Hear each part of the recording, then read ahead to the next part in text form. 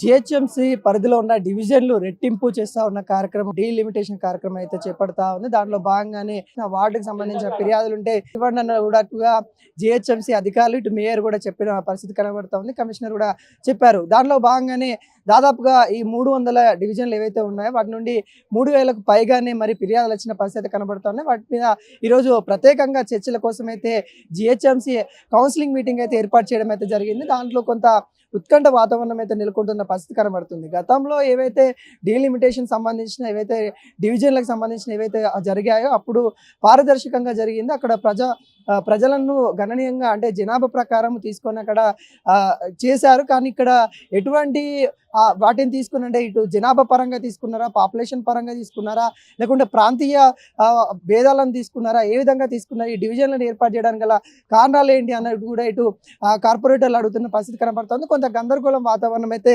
నెలకొన్న పరిస్థితి కనబడుతూ ఉంది. ఇప్పటికే జిహెచ్ఎంసీ కొంత జారీ చేసిన డీలిమిటేషన్ ప్రక్రియ నోటిఫికేషన్ పైన వివిధ కంప్లైంట్ కూడా వస్తూ ఉన్న పరిస్థితి కనబడుతూ ఉంది. మెరుగైన సేవలు అందించకుండా ఇటువంటి వసూలు చేసే ఆస్తి సంబంధించిన పనుల కోసమే ఇలా చేస్తూ ఉన్నారంటూ చాలా మంది కూడా ఖండిస్తున్న నేపథ్యం అయితే కనబడుతూ ఉంది. కొత్తగా ఏర్పాటు చేయనున్న వార్డుల సరిహద్దులకి సంబంధించిన ఇప్పటి వరకు దాదాపుగా 3000కు పైన ఫిర్యాదులు వచ్చిన నేపథ్యం అయితే కనబడుతూ ఉంది. ఇప్పటికే జిహెచ్ఎంసీ కొత్తగా విస్తీర్ణ చేసే ఏవైతే ఉంటాయో 300 డివిజన్ల పేర్లు కూడా ప్రకటించడం అయితే జరిగింది. దాదాపుగా 650 చదరపు కిలోమీటర్ నుండి 2000 చదరపు కిలోమీటర్లు మెరుగుపరిచిందని కూడా చెప్పొచ్చు. గతంలో కార్పొరేషన్ పదేళ్ళలో మనకి కార్పొరేషన్లు 150 డివిజన్లు మాత్రమే ఉండగా ఇప్పుడు వాటిని కొన్ని విలీనం చేసుకుంటూ కొంత ప్రాంతాన్ని కలుపుకుంటూ 300 డివిజన్లకైతే చేస్తున్న పరిస్థితి కనబడతా ఉంది. మొత్తానికి వీటిపైన ఇటు బీఆర్ఎస్ కాంగ్రెస్ నేతలు కూడా కొంత అసంతృప్తి అయితే వ్యక్తం చేస్తున్న పరిస్థితి కనబడతా ఉంది. ఎందుకంటే వారి యొక్క రాజకీయ భవిష్యత్తు ఏ విధంగా ఉంది అంటే వాళ్ళకి సంబంధించిన ఓట్ బ్యాంకింగ్ ఎక్కడైతే బలంగా ఉంటుందో అక్కడ నుండి వాళ్ళకి కాకుండా వేరే వాటికి ఆ బూత్లని షిఫ్ట్ చేయడం అన్నట్టుగా వాళ్ళ యొక్క ఆరోపణలు అయితే చేస్తూ ఉన్న పరిస్థితి కనబడతా ఉంది. నిన్న కూడా మనము దానం నాగేందర్ని చూసినట్లయితే ఏ ప్రకారం చేస్తూ ఉన్నారు అన్నట్టు కూడా తను నిన్న మేయర్ని కలిసిన తర్వాత కూడా కొన్ని వ్యాఖ్యలు అయితే చేయడం అయితే జరిగింది. అంటే కాంగ్రెస్ పార్టీలో ఉన్న వాళ్ళు కూడా కొంత అసంతృప్తి వ్యక్తం చేస్తున్న పరిస్థితి కనబడతా ఉంది. ప్రతికనగా ఈ డివిజన్లు చేస్తూ ఉన్నారు, ఏ అంశాలు తీసుకొని చేస్తూ ఉన్నారు, వాటిపైన ఖచ్చితంగా మేయర్ గారు కమిషనర్ గారు అయితే ఖచ్చితంగా స్పష్టత ఇవ్వాల్సింది అన్నట్టుగా వాళ్ళైతే వ్యక్తం చేస్తున్న పరిస్థితి కనబడతా ఉంది. దాదాపుగా ఇప్పటికే కాంగ్రెస్ నేతలు కొంతమంది చెప్తుంది ఏంటంటే ఇక్కడ 1,30,00,000 మంది పైనే జనాభా ఉన్న నేపథ్యంలో 3,000 మాత్రమే ఫిర్యాదులు రావడం అయితే జరిగింది. అంత దాదాపుగా యావరేజ్ తీసుకున్నా కానీ ఒక డివిజన్కి 10 ఫిర్యాదులు మాత్రమే వచ్చాయి. అవి సహజంగా వస్తూనే ఉంటాయి. వాటన్నిటిని కూడా ఏ సమస్యలు అయితే ఉంటాయో వాటన్నిటిని కూడా పరిష్కరించుకొని ముందుకెళ్తాము అన్నట్టుగా ఇటు కాంగ్రెస్ నేతలు ఇటు కార్పొరేటర్లు చెప్తున్న పరిస్థితి కనబడుతుంది. కానీ ఎవరైతే ఈ కార్పొరేటర్లు ఇప్పుడు ఉన్నారో వాళ్ళ యొక్క డివిజన్లు తారుమారు అవుతున్నాయి అన్న గందరగోళం కూడా కొంత నెలకొంటున్న పరిస్థితి కనబడతా ఉంది. ఇప్పటివరకు మధ్యాహ్నం వరకు అయితే కొంత ఉత్కంఠ వాతావరణం అయితే నెలకొన్న నేపథ్యం అయితే కనబడతా ఉంది. అటువిధమైన పోలీసు భద్రతలు కూడా ఇక్కడ మోహరించినట్టు కూడా కనబడతా ఉంది. ఎందుకంటే గతంలో కూడా చూసాము, ధర్నాలు చేసిన నేపథ్యం చూసాము. ఇక్కడ అనేక విధాలుగా ఇటు బీఆర్ఎస్ నేతలు నిరసన వ్యక్తం చేసిన పరిస్థితి కూడా చూసాము. కానీ అలాంటి ఏవి జరిగినా కానీ ఏ నేతలైనా కానీ ఇక్కడికి వచ్చినా కానీ వాళ్ళు ఖచ్చితంగా అంటే అవాంఛిత ఘటనలు జరిగితే ఖచ్చితంగా వాళ్ళని అరెస్ట్ చేయడానికి పోలీసు బలగాలు కూడా ఇక్కడ ఉన్నట్టు కూడా మనం అయితే చెప్తా ఉన్న పరిస్థితి కనబడతా ఉంది.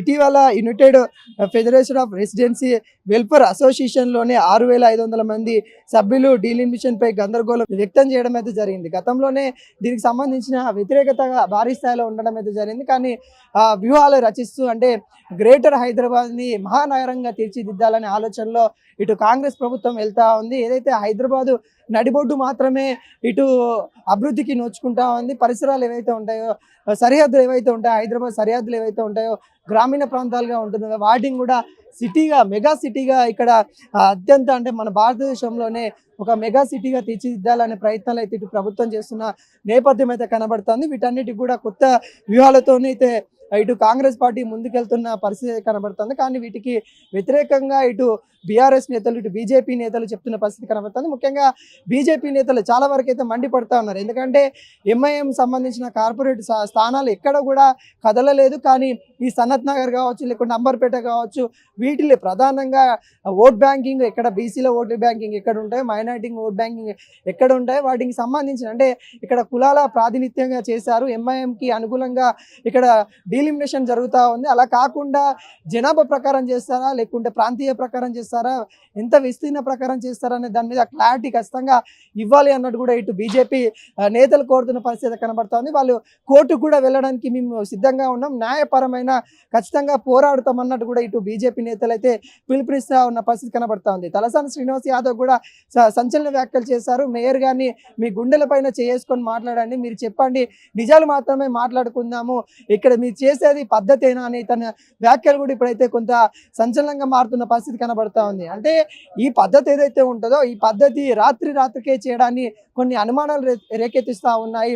కొంత సమయ పాలన వెచ్చించి చేస్తే బాగుంటుంది అనే కోణాలు అయితే వాళ్ళు అడుగుతున్న నేపథ్యం అయితే కనబడతా ఉంది. ఈ అన్ని అంశాలపైన కూడా కొంత గందరగోళ నేపథ్యం అయితే నెలకొందని కూడా చెప్పుకోవచ్చు. మరి దీనిపైన ప్రభుత్వం ఎటువంటి చర్య తీసుకుంటుంది? ఇప్పటికే ఈ ఏదైతే డివిజన్ల వారీగా ఏవైతే ఉంటాయో వాటికి పేర్లు కూడా ఖరారు చేయడం అయితే జరిగింది. 300 డివిజన్లకి వాటికి సంబంధించిన సరిహద్దులను కూడా సూచించడం అయితే జరిగింది. కానీ అక్కడ ఒక బూత్ నుండి ఇంకొక బూత్కి చాలా షిఫ్ట్ అయిపోయాయి. ఇక్కడ చాలా గందరగోళ వాతావరణం ఉంది. మా వార్డు మాకు ఓట్ బ్యాంకింగ్ ఉన్నంత అక్కడ వేరే కాడికి షిఫ్ట్ అయిన పరిస్థితి కనబడతా ఉంది. అలా కాకుండా జనాభా ప్రకారం చేస్తారా, అలా చేయండి అన్నట్టుగా వాళ్ళ యొక్క ఫిర్యాదులు ఇచ్చిన పరిస్థితి కనబడతా ఉంది. కొంత ఈరోజు ఏదైతే స్పెషల్ కౌన్సిలింగ్ మీటింగ్ ఉందో దానిలో ఇటు బీజేపీ, కాంగ్రెస్, ఇటు బీఆర్ఎస్ ముగ్గురు నేతల మధ్య కూడా హోరాహోరీగా జరిగిందని కూడా మనం చెప్పుకోవచ్చు. మేయర్ గారు కూడా కీలక ఆదేశాలు కూడా వాళ్ళు ఇస్తున్న నేపథ్యం అయితే కనబడుతుంది. మేయర్ గారు కూడా ప్రభుత్వంతో కూడా మరోసారి చర్చించాలి అనే ఆలోచన చేస్తాము అనే కీలక వ్యాఖ్యలు కూడా తను చేయడం అయితే జరిగింది. మరి చూడాలి డీలిమిటేషన్ ప్రభుత్వం ఎటువంటి నిర్ణయం తీసుకుంటుంది అనే దాని మీద కూడా మనం ఇంకా వేచి చూడాల్సిన పరిస్థితి కనబడుతూ ఉంది. ఇప్పటివరకు మధ్యాహ్నం వరకు అయితే ఉన్న సమాచారం ప్రకారం అయితే కొంత వాతావరణం ఉద్రిక్త వాతావరణంలోనైతే కొంత ఈ సమావేశాలు అయితే జరుగుతూ ఉన్నట్టు కూడా మనకైతే కనబడతా ఉంది.